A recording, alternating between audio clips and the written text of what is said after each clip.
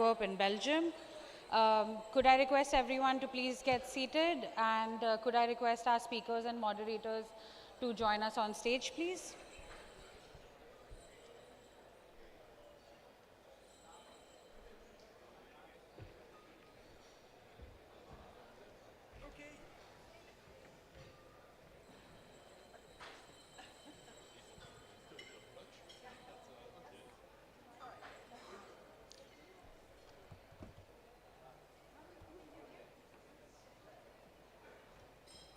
Quick check with the production team if we're ready to go. Okay.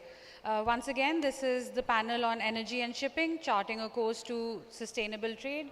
Sir, over to you.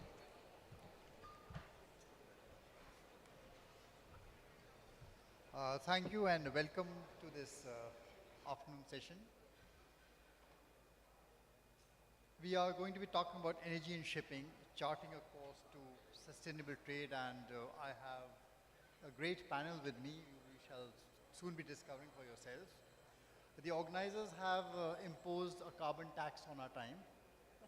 They've shaved it off by about 15–20%. But let us see, we like good developing nations are going to be a bit defiant on that. We are, talking about a shipping industry which is responsible for 3% of the global emissions, which is, if you think of it in terms of a country, would be something like amongst the top five, 6 countries in the world. That is where the shipping industry is today. It is a very hard to abate sector as far as emissions are concerned. IMO has been progressing, has been doing a lot of things, making a lot of announcements. They have now got short-term, medium-term, long-term goals. They've got a 2030 goal, they've got a 2040 goal. 2030 goal is 20%, 2040 goal is 70%, and 2050 carbon neutral, they get there. The question is, are they going to succeed? How are they going to succeed? How are these ambitions really going to match up, these expectations going to match up to reality? The other side of this is, we are in a world where supply chains are reconfiguring in various ways. They're reconfiguring because of geopolitics. They're reconfiguring because centers of demand are shifting. The global south is coming into its own. And in this mess, there are also a lot of new routes which you've been talking about through these conferences, new acronyms being thrown around, new seaways which are snaking their way around the world. Now, there's a lot of talk of resilience. Resilience sometimes has a cost. Now, what is that cost that we're going to be facing?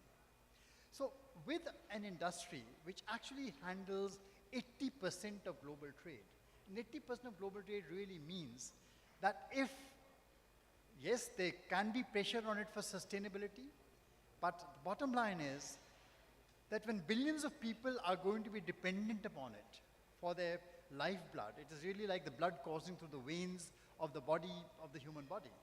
Now, if these goods and services and supplies are not going to reach, if these lines are not going to work, then what is the option? So that is a no-go solution. So that is where the real challenge comes, how to move ahead and do it sustainably. So I will quickly start with my panelists. Please, because time is short, add on to what the first has to say rather than repeat what they are saying. So let me start with you, Hannah. The Global Maritime Forum, you are part of the Zero Coalition. Now, you have really been giving this thrust across in the world. Now, let me talk of the short term. 2030. The coalition, you have been pushing, you've been stressing, okay, 5% of zero emission fuels, maybe up to 10%, that is aspirational, by 2030. Actually, there are some people who say that as far as the shipping industry is concerned, it is not ambitious enough. My question is, where are we?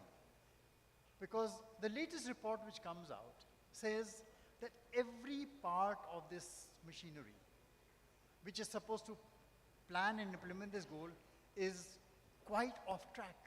They're not going to get there. So what is your take?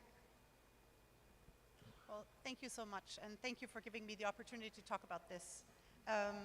So we publish an annual report, a progress report on where we are with regards to climate action in shipping. And the most recent one came out just over a month ago, a month and a half ago. And it looks at our progress vis-a-vis this 5% uptake goal of zero-emission fuels in shipping. And it indeed does conclude that we need to see a real shift in momentum in order to achieve the objective. One of the things that's underappreciated, I think, is the lead time to build new ships, to build new infrastructure, to build new energy supply chains that is needed in order to achieve that objective. And so the window of opportunity is really closing fast, so we need to hustle.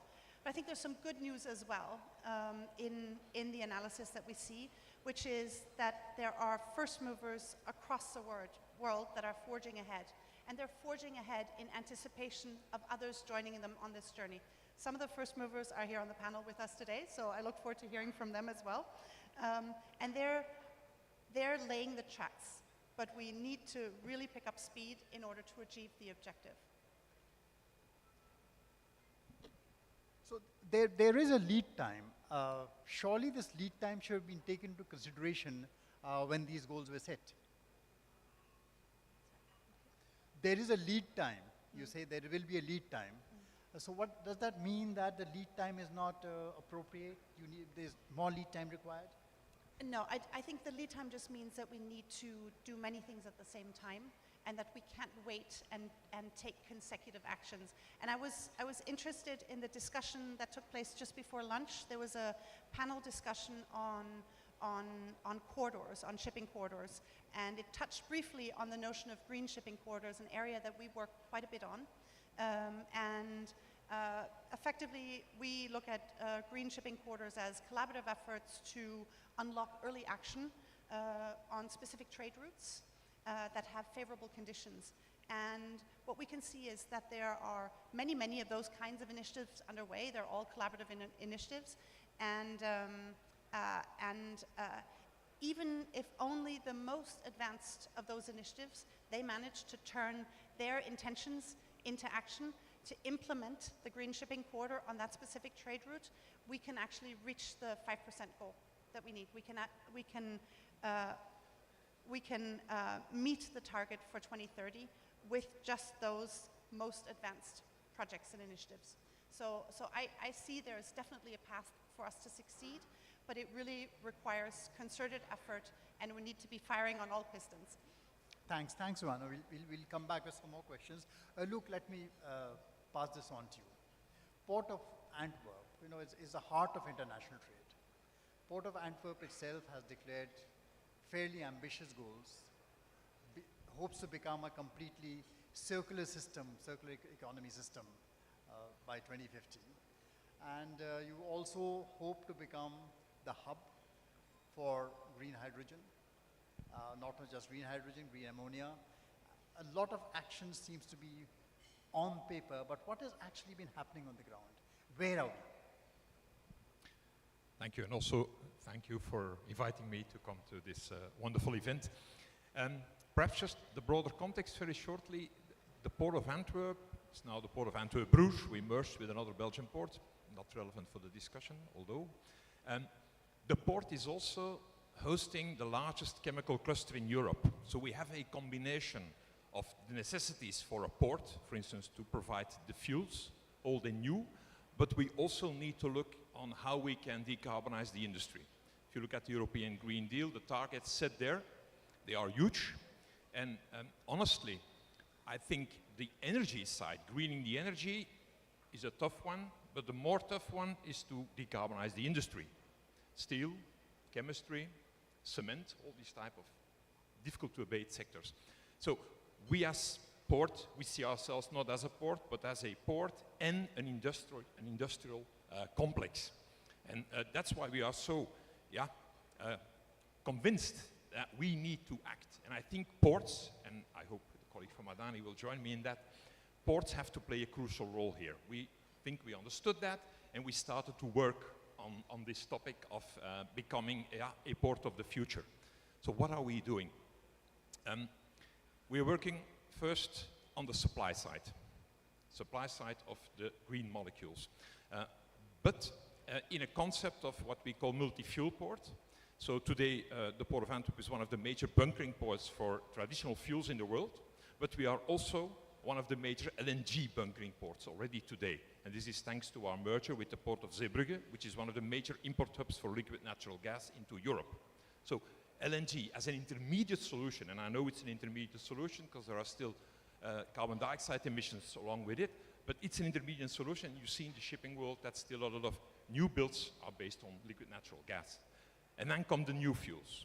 So we have been experimenting in local production of green hydrogen, which is now supplying trucks, cars, and small ships.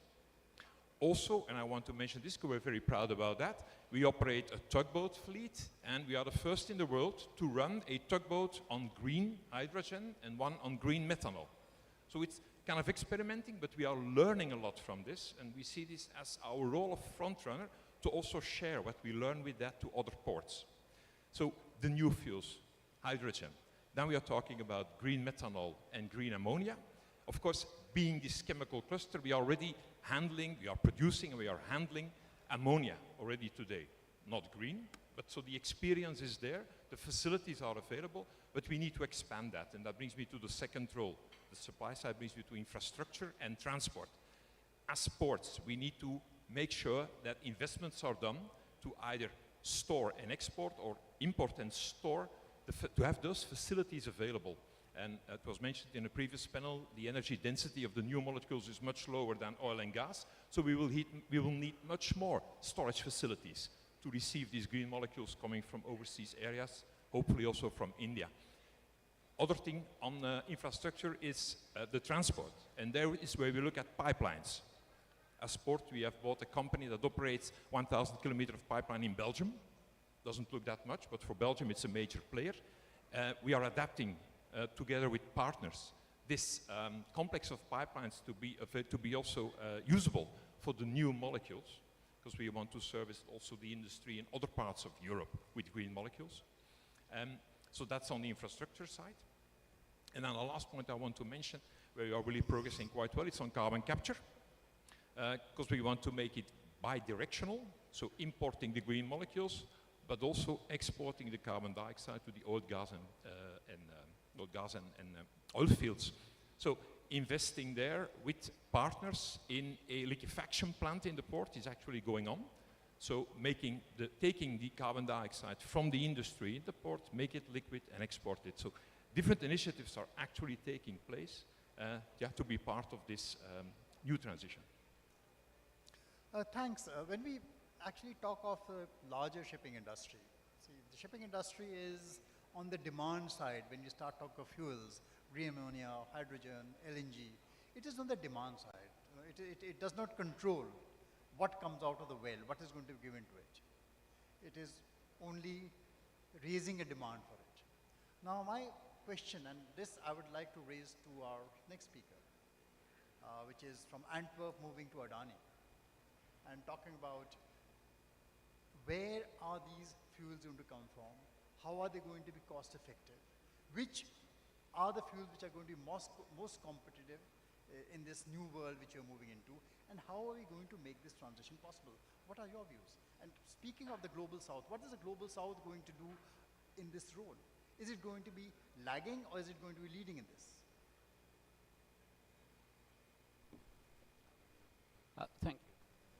Thank you. It's a pleasure to be here. I think this is India's moment. Shipping has to decarbonize. IMO has set a target of 2050, and it has to send the market signal for zero emission fuel. And it is deliberating on these matters, and that market signal is going to be fairly important. The concern are twofold. One is, as you said, where is the supply going to come from? Because when you look at the West, everyone will keep telling you that green ammonia and green hydrogen, the costs are too expensive. But it's like saying natural gas production in India is too expensive. An average cost is meaningless because different geographies in different forms of energy become more competitive. So far as the shipping fuel is concerned, yes, green methanol and green ammonia are possibility. Green methanol, the only way to do it effectively is actually using biomass today, unless direct air capture comes down in price. It has some advantages. The capex upgrade for the ships is not as much as for ammonia. But in a way, and I have a sustainability officer's hat, every piece of biomass should be used for sustainable aviation fuel because there is no other solution for that. So let's look at green ammonia. Suppose the IMO came up with a 5% blending mandate for a zero emission fuel and it was green ammonia. By some calculation, it'll create a demand for around 35 million tons of green ammonia a year, say by 2030. That is almost 6 million tons of green hydrogen. That is around 120 gigawatt of renewables. So the important thing to understand that is a pure renewable energy play. And let me give you a simple example of how the cost structure for India are better than almost anywhere else in the world. The lowest tariff in India for solar is 2 rupees, or say between 2 to 2 and 2.5 rupees. That's between 25 to 30 US dollars per megawatt hour of electricity. Every company here, like Reliance, Adani, Renew, we are all trying to build electrolyzers, and there is no reason to believe that we will not be able to match Chinese prices for alkaline electrolyzer. There is no rocket science there. If you combine these two and did a simple homework, the cost of green ammonia production is already in the money. And another thing you have to understand that because of the fertilizer sector, India has more people than any other country on the planet that are skilled to handle ammonia.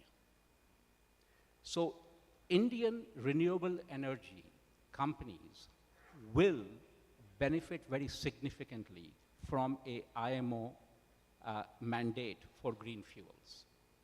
And this is India's moment because it will help create the green ammonia market, and it will lead to energy security and eventually bring down the cost of green ammonia so India's fertilizer sector and others can also start decarbonizing in the future.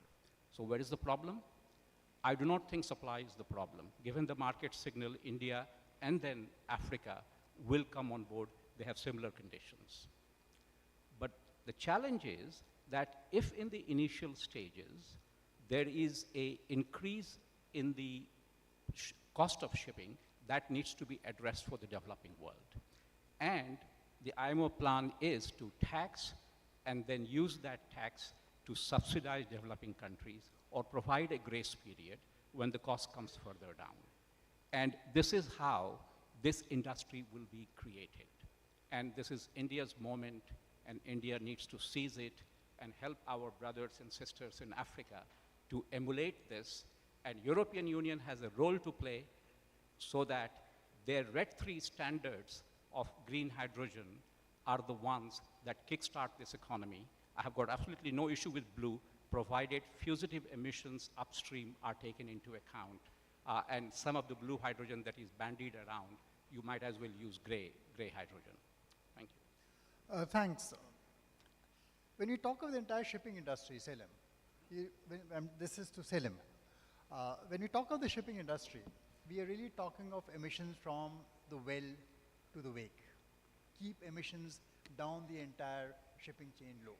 Now the well, I mean, it's not really under your control. What is going to be coming out of there? You're only, as I said, a consumer of that. Wake, perhaps you have better control. Now IMO has a lot of regulations. It has come out a lot of guidelines as far as operational processes are concerned. The efficiency standards which have put into place. The efficiency standards for new build ships, that's the energy efficiency standards, and the energy efficiency standards for, say, the existing fleet, which of course involves a lot of retrofitting and those kinds of problems. So how much attention actually is being focused on operational issues, and where are the problems here? See, this is more under the control of the industry. This is not going to come from outside. This is not going to come from the supply side. Please tell me about that. Thank you. First of all, I would like to thank the ORF for inviting me and to participate with you today. And I have the honor to be with my panelist team, and thanks for all audience for participating in this session.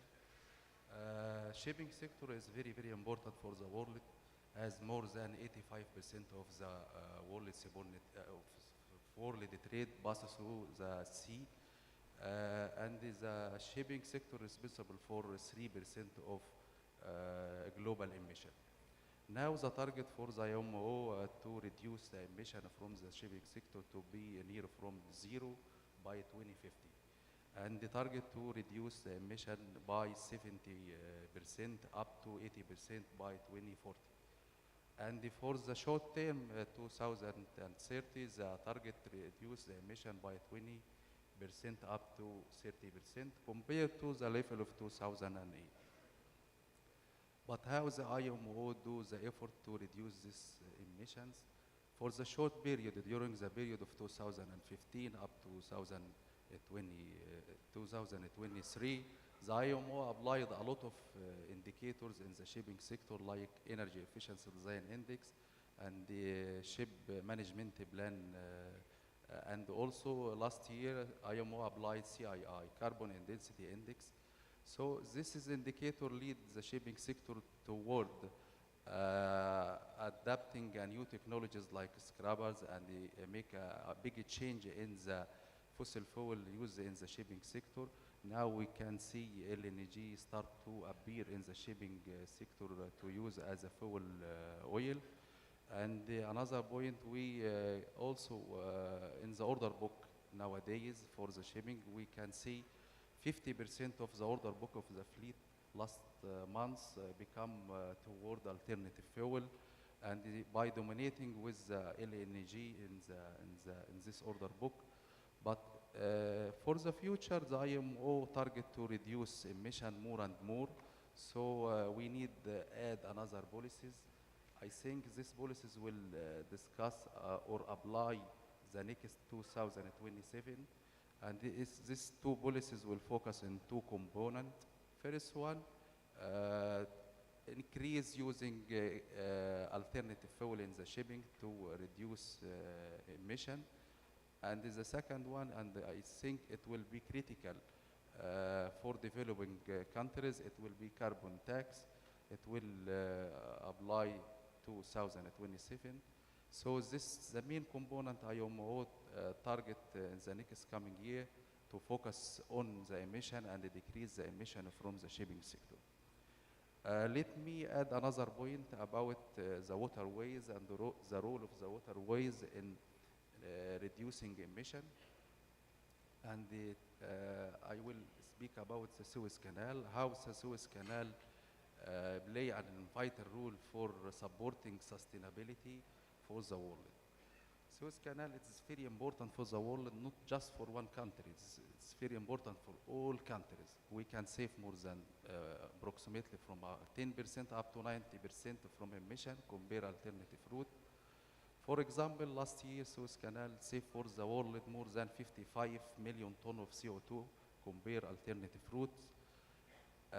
And nowadays, as the disruption in the Red Sea, the number of vessels passes through Suez Canal decreased by more than 60%. So the global emission this year will increase more than 31 million tons. This costs the world more than $2 billion this year, and the world will need extra fuel for the shipping by more than 10 million tons of fuel. This cost more than $5 billion. This means that using the Suez Canal as a waterway save more emission for the world and support sustainability for the world. That is what I want to say. Thank you. Thanks, Selim. Tawoon, my question to you is very simple. Now, we are talking about an industry which has so many moving parts to it. You have the IMO, but we keep talking about the emissions of the shipping industry. If it were a nation, it is not a nation. It cannot make policy. It can give guidelines, it can lay down certain strictures, but when it comes down to the question of regulating industry as fragmented as a shipping industry, fragmented across nations, fragmented across jurisdictions, and down the entire chain, we're talking of suppliers, we're talking of builders, there's a whole ecosystem out there. As a legal expert, my question to you is, what are the frameworks, what kind of frameworks we can think of, do they exist, whereby you can regulate an industry like this to start meeting some of the goals, the declared goals, which have been laid down? Thank you for the question. Before answering to the question, because I'm the only lawyer among the speakers, I want to talk about one legal challenges relating to alternative fuels, which the other speakers briefly mentioned. The current legal framework relating to the fuels is designed for the traditional and conventional fuels. So there are not much legal framework can be applicable to the alternative fuels like green ammonia. But there is a very interesting movement that global industry recently conducted a regulatory framework scoping exercise, which means they analyzed the existing IMO treaties and whether to what extent these treaties can be applicable to the new alternative fuels and whether there remain gaps. And this result was posted at the IMO website, and I think this is a great starting point to think about how to develop the regulations and standards for the new the alternative fuels.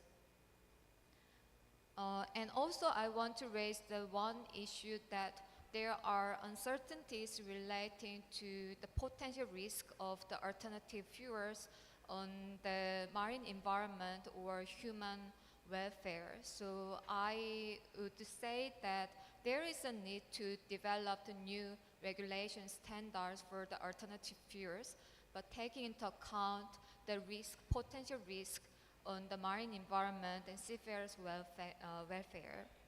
And for the question that Josh asked me, I want to introduce a very interesting development from the International Tribunal for the Law of the Sea. The very historical advisory opinion was delivered by the IIEnergy on May this year. And this is a very significant development because the tribunal confirms first the greenhouse gas constitute pollution. And second, all the states must take all the necessary measures to tackle the climate change in order to preserve and protect marine environment. The IIEnergy advisory opinion is not legally binding, but still it provides very important guidance for the states when they develop the national strategies or national legislation. And during the proceedings, IMO also submitted a written statement that how the UNCLOS provisions can be complemented and supplemented by the IMO relevant treaties and regulations. And then IMO also highlight that the current regulatory framework is consistent with the UNCLOS legal framework. So, and then because the climate change is very, very, very complicated issue, so it's very difficult to not only look at the shipping sector, but also need to look at in the broad picture of the marine environment as well. But I believe that this advisory opinion can provide very important motivation, not only states, but also shipping industry for the tackling climate change. Thanks. Now, we've been talking in the first session, and I just have time for one more question to all of you, which I'm going to pose right across. And that question fundamentally is, there is a lot of regulation across the board regulation like CBAM mechanisms coming up in Europe. There is talk of proposed carbon taxes, how to control embedded carbon. Now, all these discussions are going on, and there is no unanimity on these. In fact, there's a lot of disagreement between nations on what should be done and what should not be done in this. Now, to all of you, my simple question is, from your perspective, from where you come from, where you're sitting, what is your, just those 1 or 2 recommendations for policy which you would like to see be placed in the sector, which makes progress possible, but at the same time makes it possible in a fashion which is equitable, which does not leave anyone behind? Let me start with you, Selim. Thank you very much for this question. It's a very, very good question. As we know, there are a big difference between the developing countries and the developed countries. Quick, just headlines, Yes. 1 or 2 recommendations. Okay. So to make a transition, an easy transition in the shipping sector from fossil fuel to alternative fuel, the cost will be very high on the developing countries. So first of all, developed countries should transfer technology to developing countries. Number 2, developed countries should secure financing for alternative fuel and the new technology for developing countries. Another point, we would like to focus on cooperation between all parties in the shipping sector to a lot of effort. Together we can remove greenhouse gas from the shipping sector, and with together we can control climate change, and it will be good for us. Work together, work together, work together. Thank you. Arun. I think one of the most fundamental things that we can do is to create a trusted foundation for emissions calculation and measurement on which different countries will have different frameworks. There are rich countries that have contributed vastly to the GHG emissions, and they're willing to undertake measures which will cost them more, and that's perfectly fine. But let me take the example of CBAM. Of course, for developing countries, it is seen as a trade barrier in the guise of climate change. But if they go ahead and do it, then the emissions for anyone exporting from Africa, India, has to be actual emission, not country average. Similarly, when you're talking about blue and green, you look at actual emission, don't use a country average. The upstream emission in green hydrogen production is 1.2 kilogram of fugitive emission, and that is 25 times more deadly for the environment in the short term. And there are wells that have 10 times that. And so what we can do is figure out actual measurements. Norwegians have shown that it can be done. And then let different countries at different paces develop their own framework. But let us build a trusted architecture on which policies can be developed. Thanks, Thawoon. How do we build trust? How do we build trust? Well, the trust happens because you are measuring everything, and then yes, you can bring in technology. But I don't want to, like 10 years ago, solution to every problem was blockchain. On the production process, on the logistics process, a layer of blockchain will go a long way. Maybe its time has come. And everyone talks about AI, but we may have to go back to a technology of the previous decade whose time has come. Thawoon, your take. Same question. I think compliance of regulations would be the key in the context of decarbonization of shipping. And of course, as I told before, that the regulatory framework is not perfect to respond to the new challenges arising from the climate change. But still, states should play a key role in the complying with the existing regulations. And if there is a gap, then they should use the IMO as a forum to facilitation of the discussion and exchange of knowledge and capacity building as well.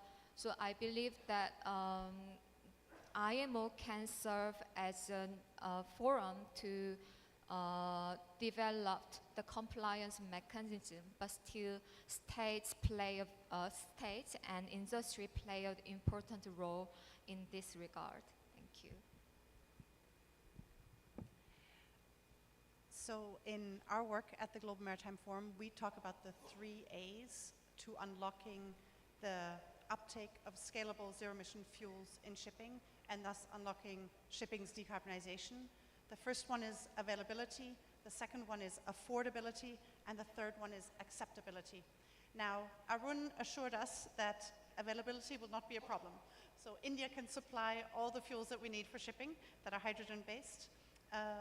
Affordability, though, I think Arun did touch on a key point, which is that we need, especially in the early stages of the transition, we need to reduce the cost gap between our traditional fossil fuels and the new green fuels that need to find their way into the sector.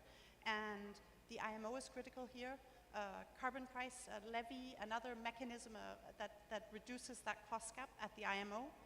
But national governments can also play a key role, especially in the early stages of transition. National policy support for first movers can play a critical role to unlock the uptake of these fuels, and cost sharing in the value chain. We see ports around the world making schemes to preferential treatment for zero-emission ships. There are cargo owners that are willing to pay a surcharge. There are banks that are willing to provide favorable lending conditions. So all of these, there's lots of willingness in the supply chain to help reduce the cost gap in addition to the policy measures that we know are needed. And then finally, acceptability.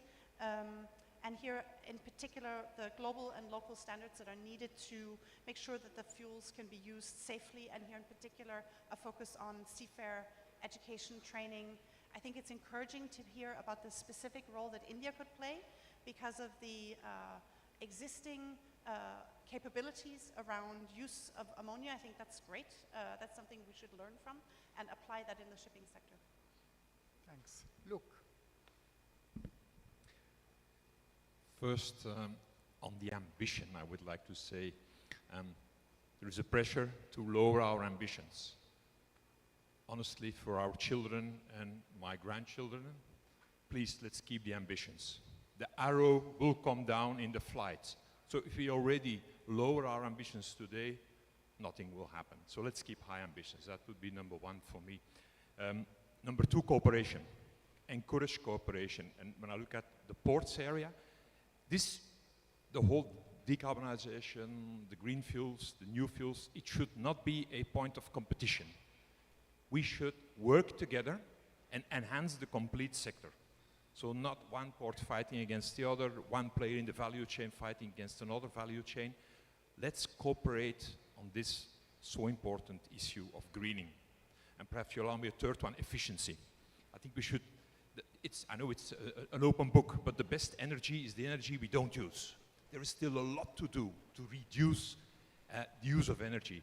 For instance, by digitalisation. And if you allow me, one example in ports. There is a lot of energy going lost because we don't have data on the next mode of transport of goods. Container arriving in a port, and we don't know at that very moment whether that container will go onto a barge to Germany or onto a truck to France.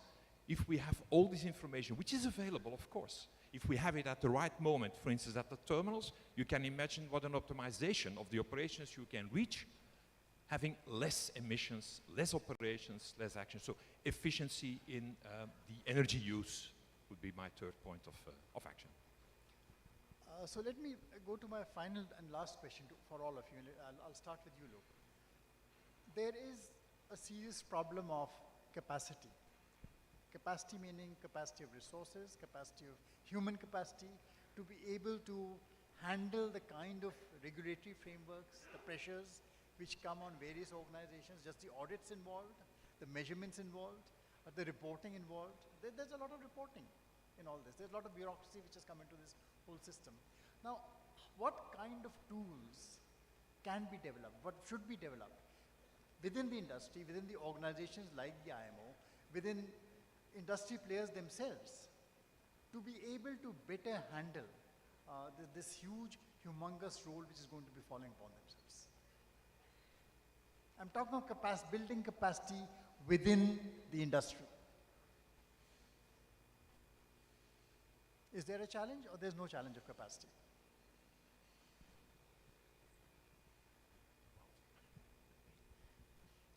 Johanna. I mean, I'm going to give you a self-serving answer. I think there's a lot of capacity. Well, look around this room. There's a tremendous amount of capacity. There's lots of capacity in the industry. I think the need,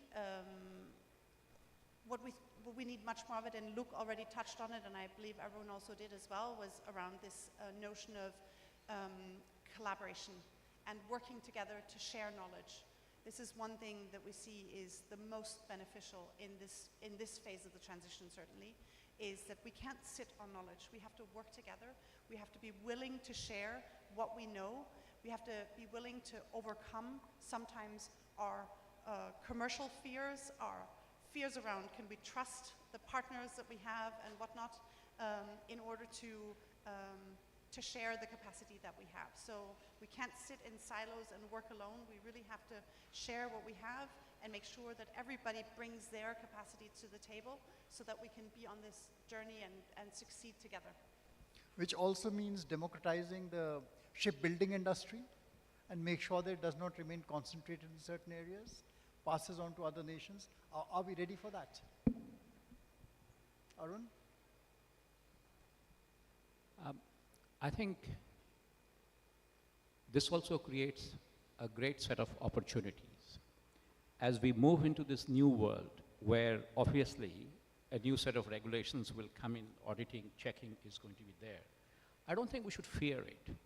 Because often if you look at it, there are new regulatory frameworks create a lot of jobs, especially for college-educated graduates.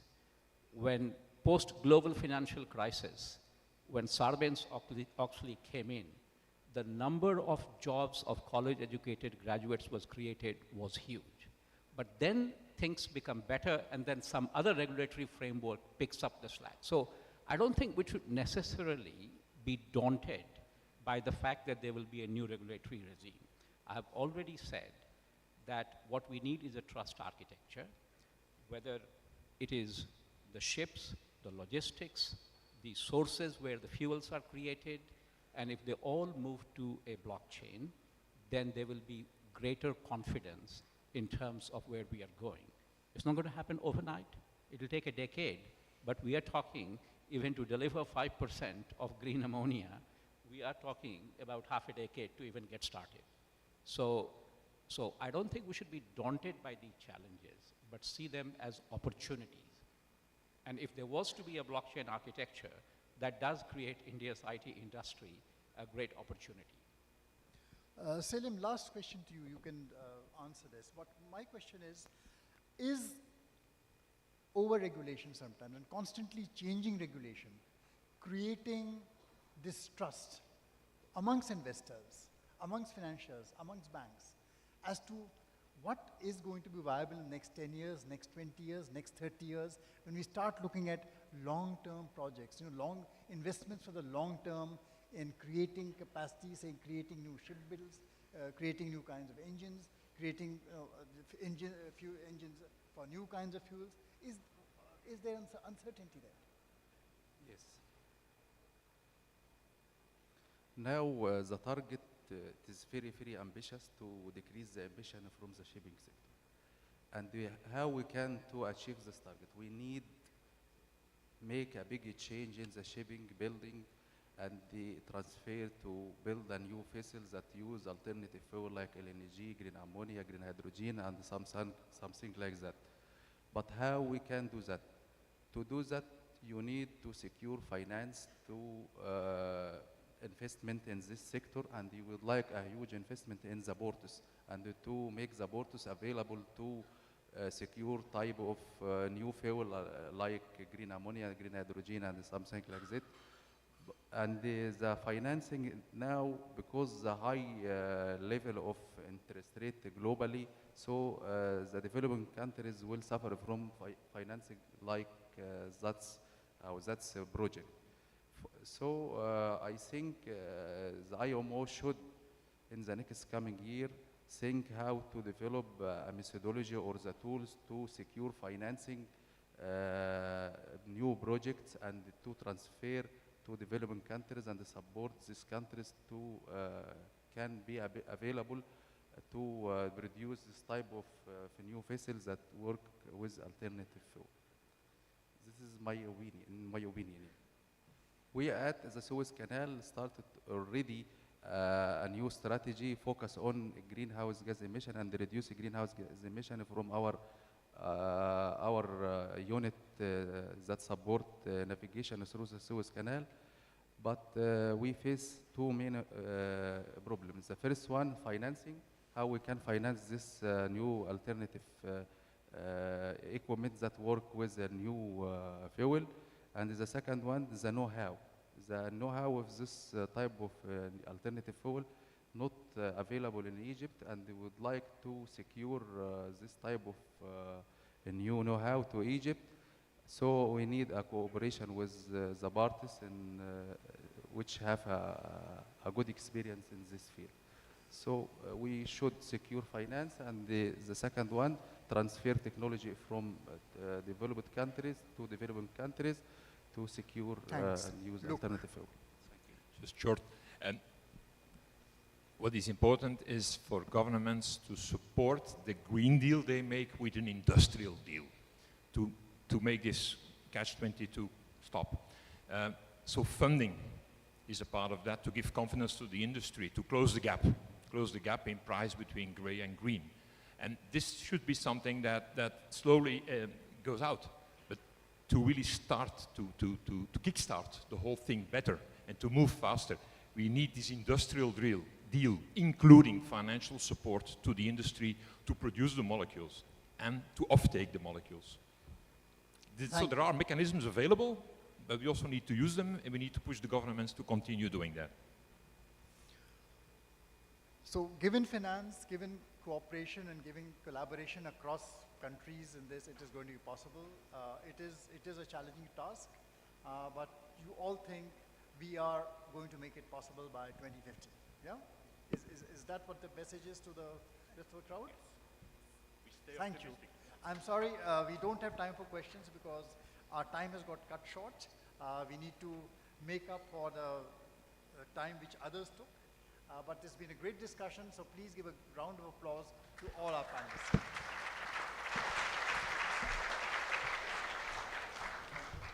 Thank you. Could I request our speakers and moderator join us at the front of the stage for a photograph, please?